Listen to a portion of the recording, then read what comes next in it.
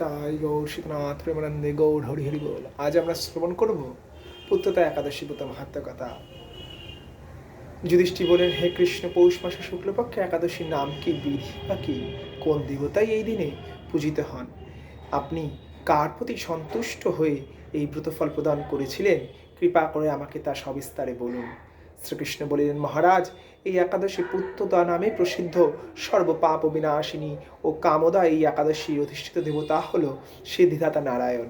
ত্রিলোকের মতো এই মহৎব্রত শ্রেষ্ঠ আর কোথাও নাই। এই ব্রতকারীকে নারায়ণ বিদ্বান ও যশস্বী করে তোলেন। এখন আমার কাছে ব্রতের মাহাত্ম্য শ্রবণ করুন। ভদ্রাবতীপুরে সুকেতুমার নামে এক রাজা ছিলেন। তার রানীর নাম ছিল শৈব্যা। রাজ দম্পতি বেশ সুখেই দিন যাপন করছিলেন। বংশরক্ষার জন্য বহুদিন ধরে ধর্মকর্মের অনুষ্ঠান করেও যখন পুত্র লাভ হলো না, তখন রাজা দুশ্চিন্তায় কাতর হয়ে পড়লেন।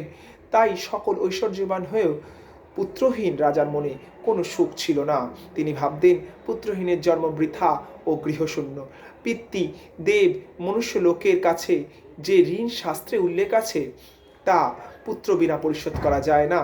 পুত্রবান জনের এই জগতে যশলাভ ও উত্তম গতি লাভ হয় এবং তাদের আয়ু, আরোগ্য, সম্পত্তি প্রভৃতি বিদ্যমান থাকে।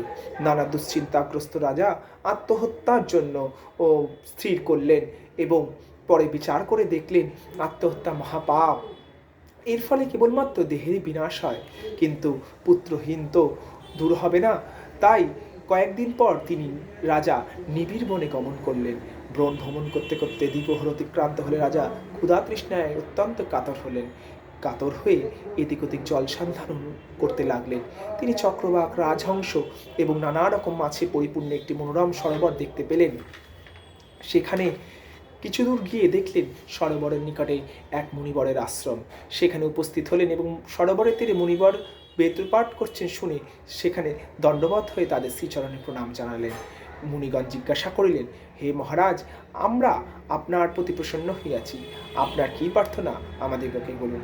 রাজা বলিলেন, আপনারা কে, কি জন্যই বা এখানে সমবেত হইয়াছেন? মুনিগণ বললেন, হে মহারাজ, আমরা বিশ্বদেব নামে প্রসিদ্ধ ও মুনিবর এই সরোবরে স্নান করিতে এসিয়াছি। আজ থেকে 5 দিন পরেই মাঘ মাস আরম্ভ হবে। আজ পুত্রদা একাদশী তিথি। পুত্রদান করে বলেই এই তিথির নাম পুত্রদা। তাদের কথা শুনে রাজা বলেন, হে মুনিবৃন্দ, আমি অপুত্র, তাই আমার পুত্র কামনায় অধীর হয়ে পড়েছি। এখন আপনাদের দেখে আমার হৃদয় আশার সঞ্চার হলো। দুর্ভাগা পুত্রহীনের প্রতি অনুগ্রহ করে একটি পুত্র প্রদান করুন। মুনিগণ বলেন, হে মহারাজ, আজ সেই পুত্রদা একাদশী তিথি, তাই এখনই আপনি এই ব্রত পালন করুন। ভগবান শ্রীকৃষ্ণের অনুগ্রহে আপনার অবশ্যই পুত্র লাভ হবে। মুনিদের কথা শুনে যথাবিধানে রাজা কেবলমাত্র ফলমূল আদি আহার করেই সেই ব্রত অনুষ্ঠান করলেন। দ্বাদশীর দিন উপযুক্ত সময় শস্যাদি সংযোগে পালন করলেন। মুনিদের প্রণাম করে নিজ গৃহে ফিরে এলেন। ব্রত প্রভাবে রাজার যথাসময় একটি দিব্য তেজস্বী পুত্র লাভ হলো। হে মহারাজ, এই ব্রত পালনে সকলেই কর্তব্য। মানব কল্যাণ কামনা আপনার কাছে আমি এই ব্রত কথা বর্ণনা করলাম। নিষ্ঠা সহকারে যারা এই পুত্রদা একাদশী ব্রত কথা পালন করে, তারা পুত নামক নরক থেকে পরিত্রাণ করে, আর এই ব্রতকথা শ্রবণ করে অগ্নিষ্ঠ যজ্ঞের ফল লাভ হয়। ব্রহ্মাণ্ড পুরাণে এই মাহাত্ম্য বর্ণনা করা হয়েছে। ইতি পুত্রদা একাদশী মাহাত্ম্য ব্রতকে জয়। আগামী দিন আমরা 9:30টার মধ্যে পালন সম্পন্ন করব। জয় জয় শ্রী রাধে, জয় জয় শ্রী রাধা রমন লাল কি।